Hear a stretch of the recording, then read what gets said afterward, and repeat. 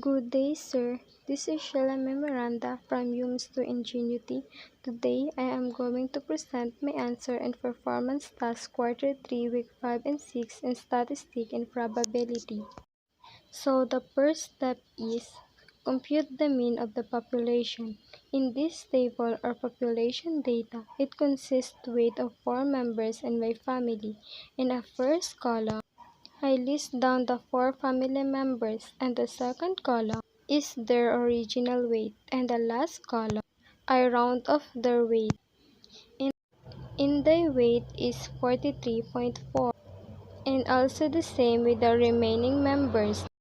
So the population consists of a number 43, 48, 57, and 68. Suppose sample of size 2 are drawn in the population.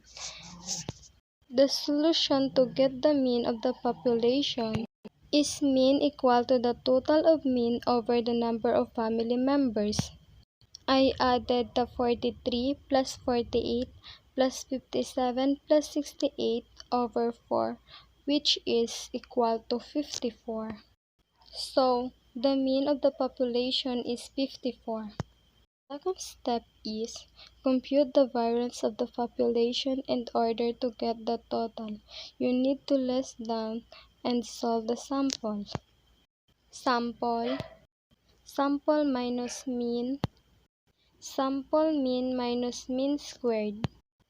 In the answer of the first column is formed from the weight of the number to get the answer of the second column or the sample minus mean.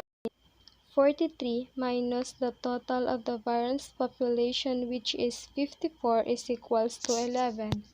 And for the last column, I squared the negative 11, so negative 11 squared, which is equal to 121.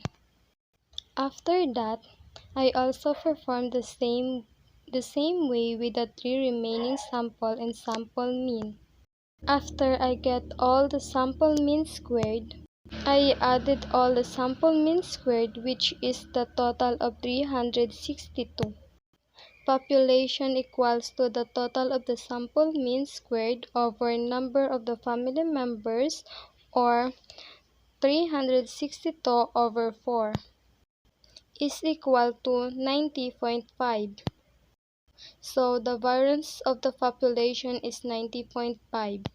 The third step is determine the number of the possible samples of size sub n is equals to 2. Sample of size sub n is equals to 2. Sub n is equals to 4. Sub n is equals to 2. The number of possible samples is equals to 6. There are 6 possible samples of sample of size that can be drawn. And the fourth step is list all the possible sample and their corresponding mean. So first, I'll list down all the possible samples from the weight of the members. And getting the sample, you should check the pair and make sure that they are not the same with the other samples. So the samples are 48, 43, 57, 43, 57, 48, 68, 43, 68, 48, 57, 68. After that, to get the mean, I added the 48 and 43, which is from the sample, and divide it with the 2. So 48 plus 43 is equal to 91, which is the mean. In a fifth step, construct the sampling distribution of the sample means.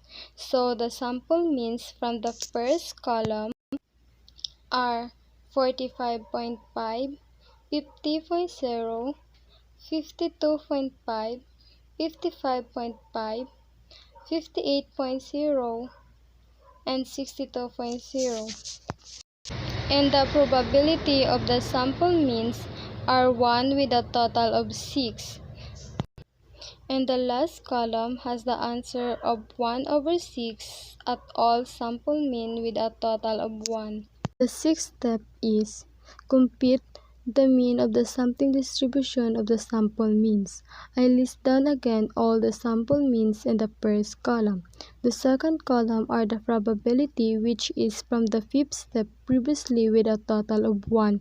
And for the last column, sample means times probability.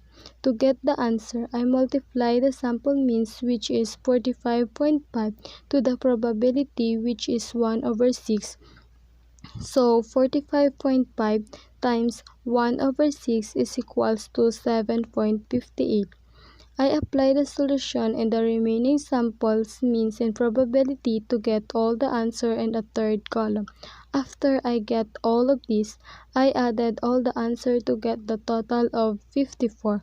So the mean of the sampling distribution of the means is 54. The seventh step is compute the variance of the sampling distribution of the sample means. The first column are the sample, the second column are the probability, and the third column are the sample minus mean. The fourth column are the sample mean squared, and for the last column or the probability times sample mean squared. To get the answer, I multiply the probability, which is 1 over 6, to the sample mean squared, which is 72.24. 1 over 6 times 72.24 is equals to 1204, and for the remaining 5 rows, I apply the same solution.